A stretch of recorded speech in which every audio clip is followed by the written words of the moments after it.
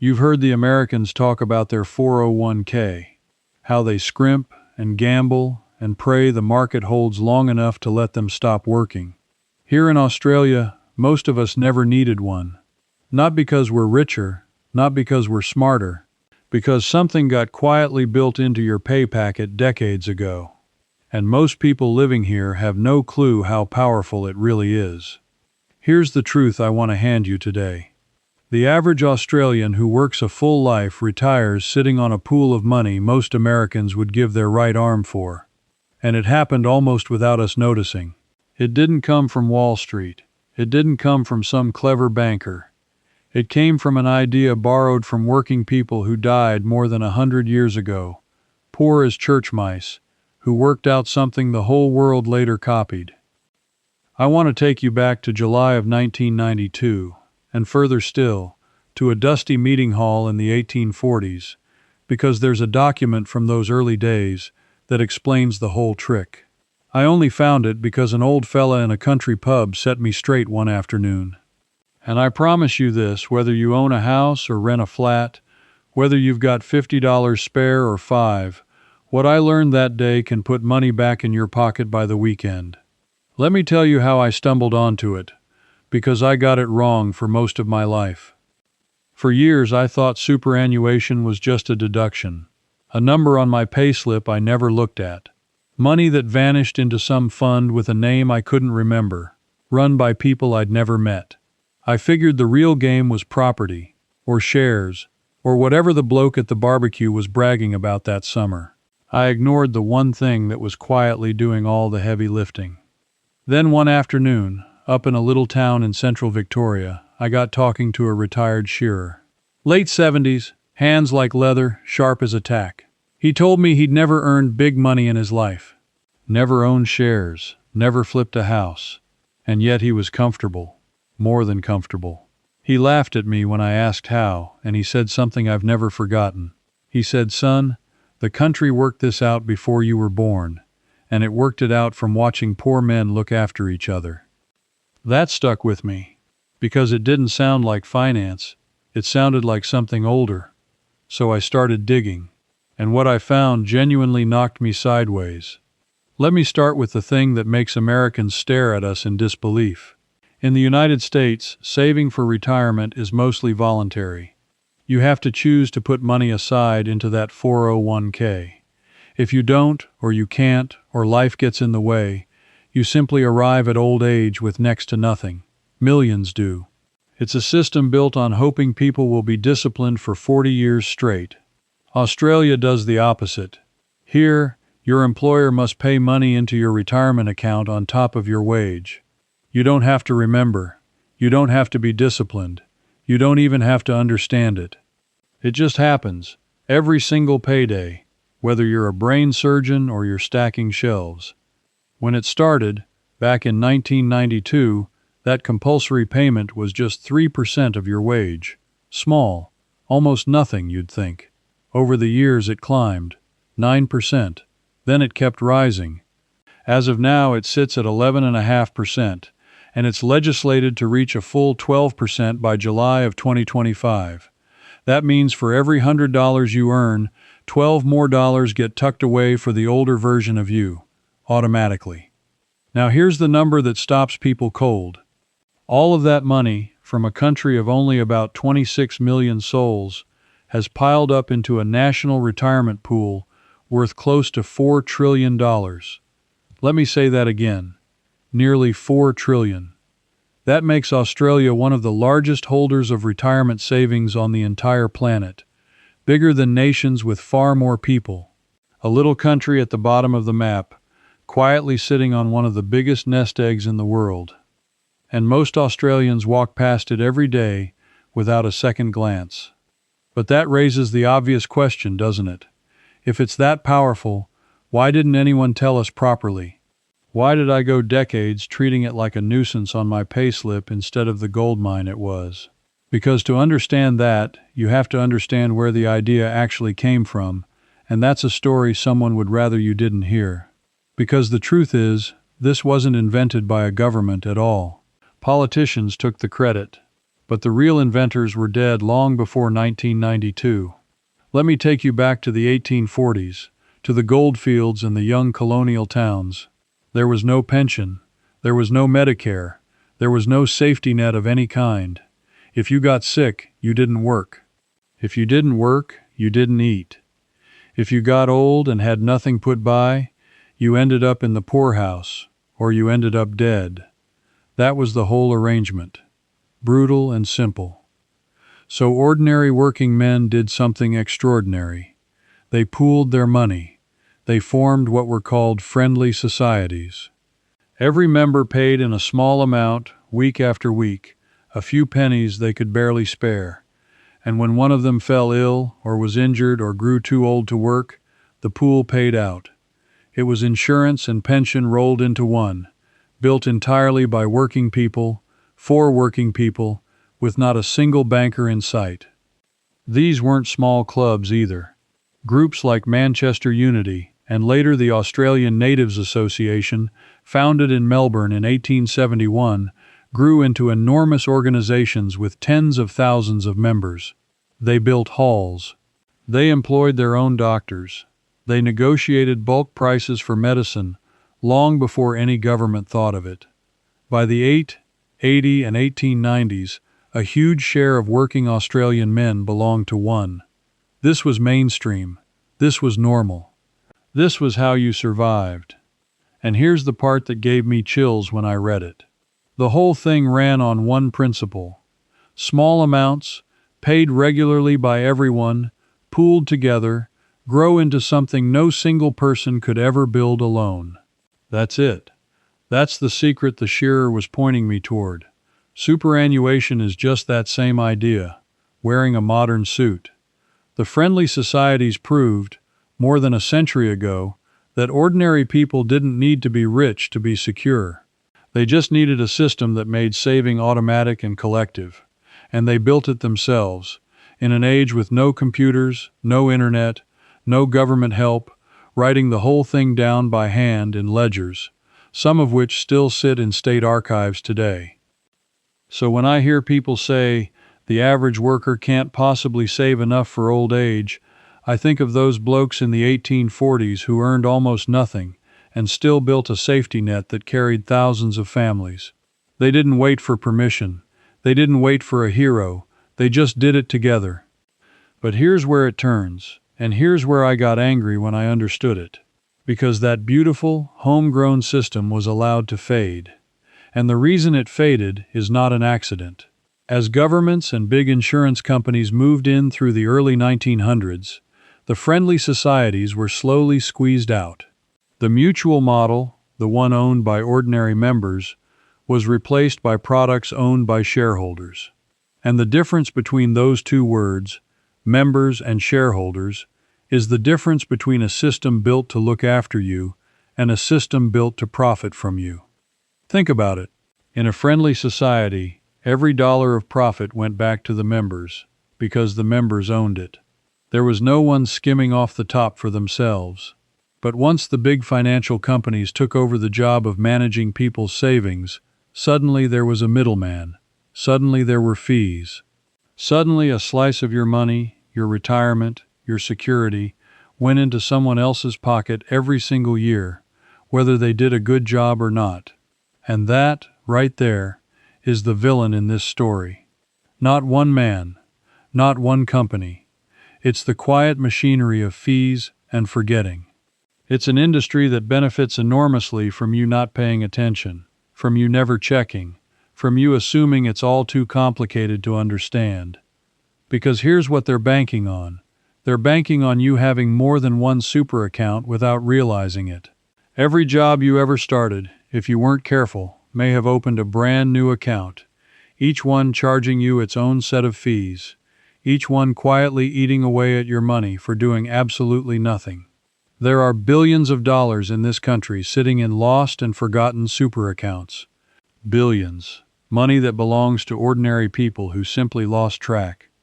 I was one of them. When I finally sat down and looked, properly looked, I found I had 3 separate accounts, 3 lots of fees, 3 insurance premiums I didn't know I was paying. Money bleeding out of my future every month, and I'd never noticed, because no one ever sat me down and made me look. That was the moment the shearer's words really landed. The country worked this out from watching poor men look after each other. The system was designed to protect us. But somewhere along the way, pieces of it got turned into a quiet toll booth, and nobody handed us the map. So let me hand you the map. Because now we get to the part that matters most, the part you can actually do something about, no matter who you are or where you live. And I know exactly what some of you are thinking right now. You're thinking, that's all well and good for people still working, people with a big wage, people with years ahead of them. But I'm renting. I'm near the end. I've got barely anything spare. This isn't for me. Stop right there. Because this next part is for you especially. This is the part I wish someone had told my own parents. You do not need land. You do not need a big income. You do not need a financial advisor in a fancy office. You need about half an hour at your kitchen table, and you need to know where to look. That's it. Here's the first thing you do, and you can do it this weekend. Find every super account you've ever had. You can do this through the tax office's online service, or simply by ringing your main fund and asking. Then you consolidate them. You roll them into one single account. The moment you do that, you stop paying 2 or 3 sets of fees. You stop paying for insurance policies you forgot you had. For a lot of people, that one afternoon of admin is worth hundreds of dollars a year, every year, for the rest of their life. And once you start pulling money back that easily, you begin to see it everywhere. The quiet leaks in the fridge that hums all night, the groceries that spoil before you use them, the heating bill that climbs while you're not watching. That same old Australian instinct, the one your grandparents lived by, is exactly what I gathered into a set of books called Aussie Basics, along with Deep Thrift and The Full System. They show you how to keep milk, butter, meat, and eggs fresh for days with little or no power using the old Coolgardie-safe method, how to set up a pantry so nothing rots before you eat it, and how to warm the house and cook cheap, filling meals without watching the bill climb. Here's a test you can run tonight, for free, before you spend a cent. Build that little Coolgardie-safe from things already in your kitchen. Set a bit of butter or a couple of eggs inside it, and check them in the morning. You'll see the old way still works with your own eyes. The fastest way to get the books is to scan the QR code right there on your screen, or go to the link in the description, or the pinned comment. And this isn't a season thing. That fridge is drawing power every single hour, and every week you wait is money already leaking out. Now, I told you at the start there was a document and a buried piece of knowledge that ties this whole thing together, so let's get to it. That's real money, back in your pocket, for one phone call. Second thing, check the fees on the account you keep. Not all funds charge the same. Some quietly take far more than others for the exact same job. A difference that looks tiny, 1% here or there, does not sound like much. But over the length of a working life, thanks to the magic those old friendly society men understood, a small difference in fees can cost you tens of thousands of dollars by the time you finish. Tens of thousands, for nothing. So you ring your fund, you ask what you're being charged, and if it's high, you move to a cheaper one. It is your money. You are allowed to move it. Third thing, and this is the one that made me sit up straight. Even a small amount you add yourself from your own pocket grows in a way you would not believe because of compound growth. That's the same principle the shearer was so proud of. Money left alone in the right place doesn't just sit there, it earns, and then the earnings earn, and then those earnings earn again. A modest amount put in when you're in your 40s or 50s can more than double by the time you retire, without you lifting another finger. Now, I told you at the start there was a document, and a buried piece of knowledge that ties this whole thing together. This is where I open it up for you. Because everything I've told you so far, the friendly societies, the automatic saving, the pooling of small amounts, all of it points to one specific trick that the government built into the system, that hardly anyone I talk to has ever heard of. and it is the closest thing to free money you will ever be handed in your life. It's called the low-income super co-contribution, and here's how it works, plainly. If you earn under a certain threshold, and you put a bit of your own after-tax money into your super, the government adds money on top. Not a loan, not a trick, a gift. For every dollar you put in, up to a limit, they can add 50 cents. Put in $1,000 of your own money, and the government can drop an extra $500 straight into your retirement account. That is a 50% return before your money has even started growing. You will not find that anywhere else on earth. No bank, no share, no property gives you 50% the instant you hand it over. Let me show you why this is the direct descendant of those 1840s friendly societies. Back then, the whole idea was that the community topped up the individual. You paid your small share, and when you needed it, the pool gave you far more than you'd put in. This co-contribution is the exact same principle, dressed in modern clothes. You put in your small share, and the national pool, funded by all of us together, tops you up. It is mutual aid, alive and well, hidden in plain sight in the tax rules, and the finance industry has precisely zero reason to advertise it, because they make nothing from it. I found the full detail of it buried in the government's own retirement income material, the kind of dry document nobody reads, sitting there for years while people who desperately needed it walked straight past. Low-income earners, part-time workers, people coming back to work after raising kids, older Australians topping up in their final working years. The very people who need every dollar most are the ones least likely to have ever heard those words, co-contribution. And that is not an accident. That is the toll booth keeping quiet. So here is what you do this weekend, and I want you to actually do it, not just nod along. If you or your partner earns under the threshold, find a small amount, whatever you can manage, and make a personal after-tax contribution to your super before the end of the financial year. You do not need to fill in complicated forms to claim the top-up. The tax office works it out automatically once you lodge your return, and the extra money simply appears in your account. Half an hour of effort, a 50% boost, the single best deal in the country, and it came straight out of an idea working men invented when they had nothing. And there's a companion to it, for those helping a husband or wife who isn't earning much. If your spouse has a low income and you put money into their super, you can get a tax offset for doing it. Again, it's that same old principle, looking after each other, pooling, making sure nobody in the household gets left behind in old age. The friendly societies would have recognized it instantly.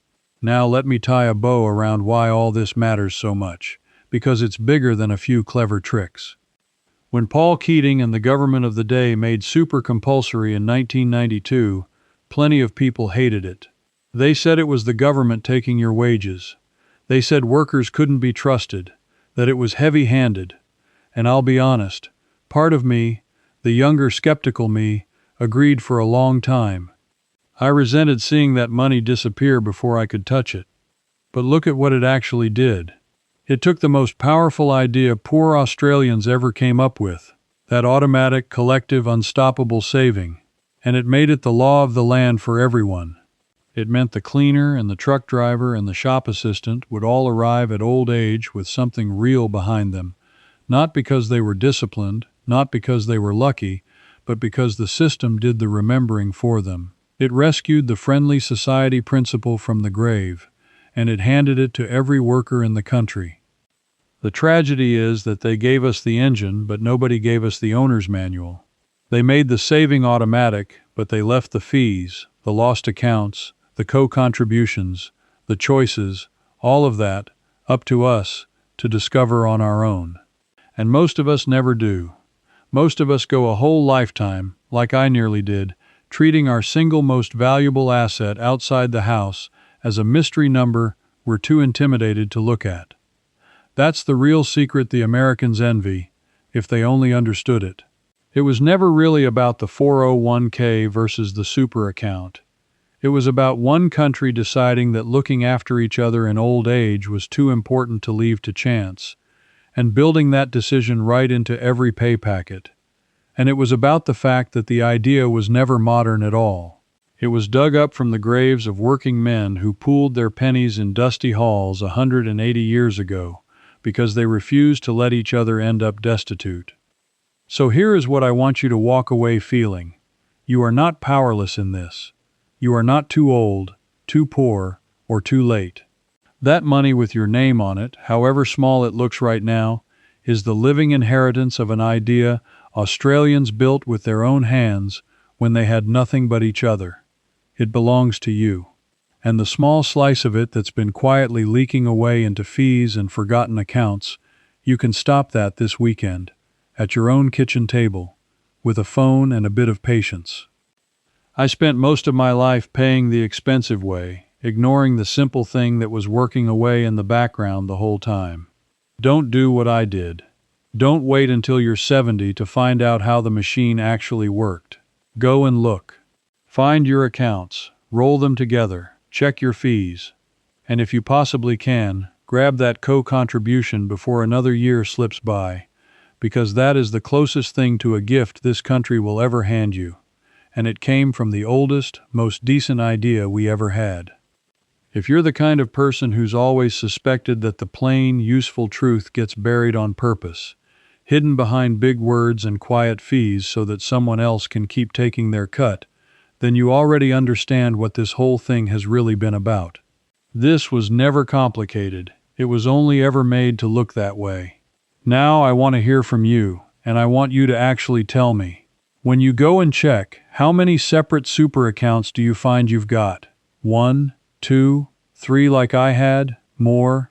Drop that number in the comments below, and tell me which part of the country you're watching from, because I read them, and I want to see just how much money has been quietly leaking out of Australians all over this land. Say it out loud. Someone else needs to see they're not the only one. And if you believe, like I do, that this kind of knowledge shouldn't stay buried in dusty archives and boring government documents, then come along with me. Every week I dig up another one of these forgotten Australian ways, the things that supermarkets and energy companies and the big end of town would rather you never worked out for yourself. There's one I'm putting together right now about how those same friendly societies once got their members medicine and doctors for a fraction of what we pay today, and how a version of that quietly still exists if you know where to look. You won't want to miss that one. Because the more of us who remember how our grandparents actually did it, the harder it becomes for anyone to keep charging us for what we were always meant to have for free. That old shearer handed the secret to me in a country pub. Now I've handed it to you. Go and use it. Before you go, one more thing. Today I gave you the overview, but there's more. Inside the Bush Wisdom Circle, I continue right where this video stopped, walking you through the full playbook. And if something puzzles you, you ask me directly, and a real person, me, answers you myself. You're not alone either. Just point your phone's camera at the code on the screen. Cancel anytime with one click. Come join me.